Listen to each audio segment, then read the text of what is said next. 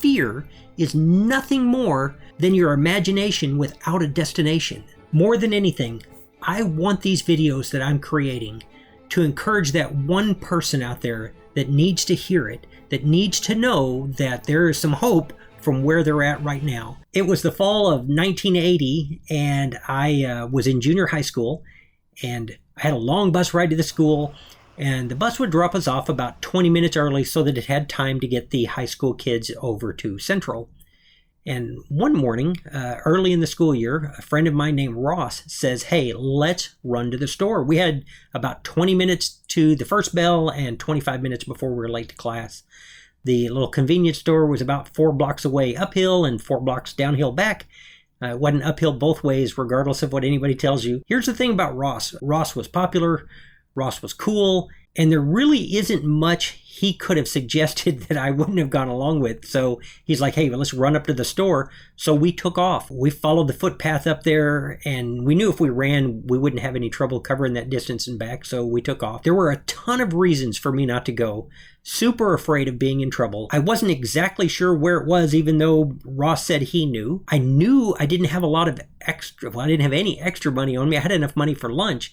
There were a ton of reasons not to go, but I dove in and I went. At the counter, they had bubble yum. I bought a bunch of the packages, as many as you could buy for $1. I think lunch back then was 85 cents. I had $1, and I bought 5 packages of the gum. Tell me if I'm wrong. Any of you who've ever grown up poor, having gum for lunch in junior high was way better than admitting to your friends that you didn't have any money. So anyway, we got back, and here's what ends up happening. When I get back to the school, I have, 5 packs of gum on me, and I'm chewing gum, so the other kids immediately figure out Scott has gum. Before lunch, I had sold all of the gum for 10 cents a piece. That's 2.5 times my money for anybody keeping track. So not only did I get to chew some gum, I got to buy lunch, and I had over $1 left in my pocket. And as silly as it sounds, by the end of that day, I had decided I am never going to be poor again. I tell you the story because it's real easy to get caught up. You're watching somebody on YouTube and everything looks perfect. This guy's been to college. He was a school superintendent. He taught school. He's retired. And you're thinking that it isn't applicable to whatever you're going through, that my life is so much different. And I'm telling you, because you need to know that, there is nothing special here. I was a throwaway kid living a throwaway life. The fear of failure was soaked into me the same way that I know it is somebody who's watching this right now. In 1984, we lost our home again, and it had been many times. We had lived there for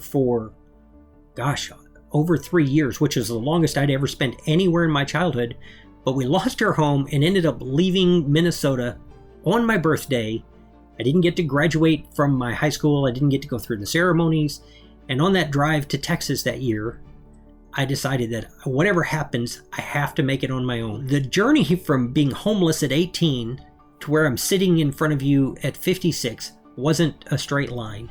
It's not like this was just easy. But for all of the fights that I had to fight, the toughest one was against me. The toughest one was being willing to run to the store instead of just waiting and not going. Not going is easy. As I was working on this video today, I went back to the comments in some of my other videos, and I don't know why I didn't see it sooner, and I don't know how I didn't pick up on it. I addressed them all one at a time, but I want you to look at the comments that people have left me, and it's the reason this video exists, because it struck home with me.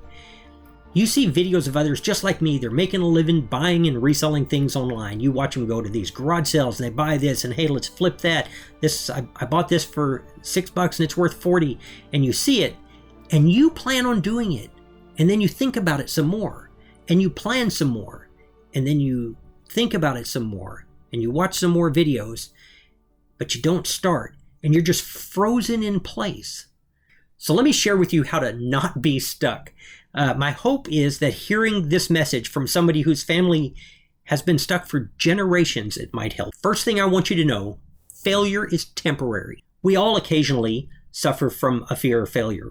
We all start going through all of the what ifs. My 13-year-old mind with all of the what ifs running back and forth to the store, leaving the campus. Am I going to be in trouble? Will I get grounded? What if my parents find out?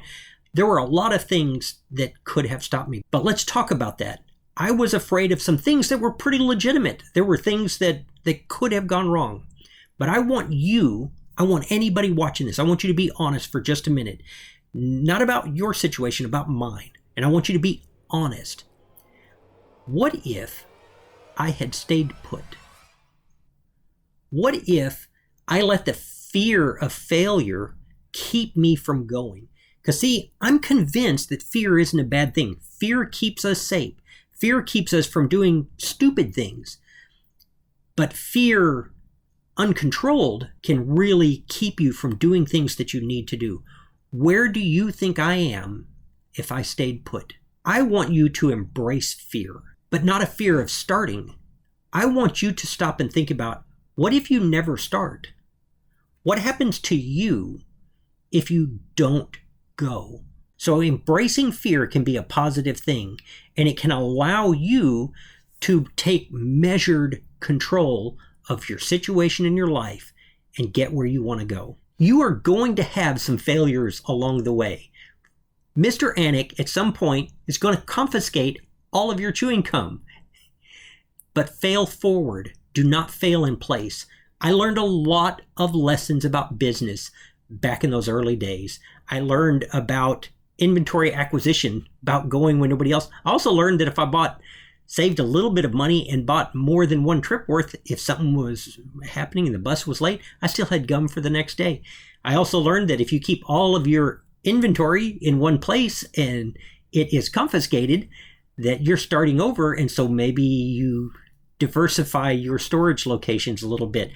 Those lessons in junior high are not much different than the lessons that we need right now today for our businesses. I want you to decide, where are you going? I want you to imagine what your life looks like if your business is successful. What kind of lifestyle does it help you create? That imagination is going to be so helpful, because remember, imagination is super powerful. In fact, fear is nothing more than your imagination without a destination. So let's give your imagination a destination. That will help guide where you're heading. Once you've embraced fear and understood that fear of not starting should be far greater than the fear of starting, and once you've got a picture of that destination in mind, the next step is to start. And I mean that. I mean start. Don't overanalyze it. I want you to walk around that house and I want you to pick up something and get it listed. And when you get that done, get something else listed. And along the way, yes, you're going to have some failures. You're going to charge too little for shipping one time, or you didn't have a box ready when you planned, or you should have thought of this, or you should have thought of that. And you're going to have some failures along the way. And that's okay, because that failure will guide your business on the next step. And the next step. It's not starting that will ruin your business. If we back up and we use the same story from the beginning, when I take off with Ross, I would have never made that trip by myself. I would not have decided to just take off and run. When you are running this business, there are people like me right here that do the same thing that you do. And there's a pretty strong community on Instagram. There's a pretty strong community on YouTube. And there are people there that want you to be successful. And you need to get out there and you need to interact with them, and you got to talk to them. I'm telling you right now, the size of their YouTube channel, their size of their Instagram, or their amazing finds, all of that kind of stuff, they're just regular people, just like you and me. And you're going to find some of them you click with and some of them that are more than willing to take that run with you. You do not have to go alone. And I think it's important that you don't, because when I went with Ross, I didn't know where to go exactly. I kind of had an idea, but I wasn't sure. But he thought he knew. So between the two of us, we made it there and back safely. Put yourself into this community, participate with the community, become a member of the community, and benefit from the community. And at some point you're going to be ready, and there's going to be somebody else who's ready to go that needs you, and you're going to be able to help. And the last part that I want to leave you with is you're going to have to shut out some noise. There are going to be people that tell you that it's too late to start eBay, that eBay's dead. You can't make a living reselling. The thrift store prices are too high now. There will be a ton of voices telling you all the reasons that this doesn't work. The loudest of those voices might be your own. And you got to learn to shut those things out and get started. If you're ready to start, I want you to click right here. This video will help you get your store open and get running. You can do this because I do this, and I want you to succeed. Let's get going.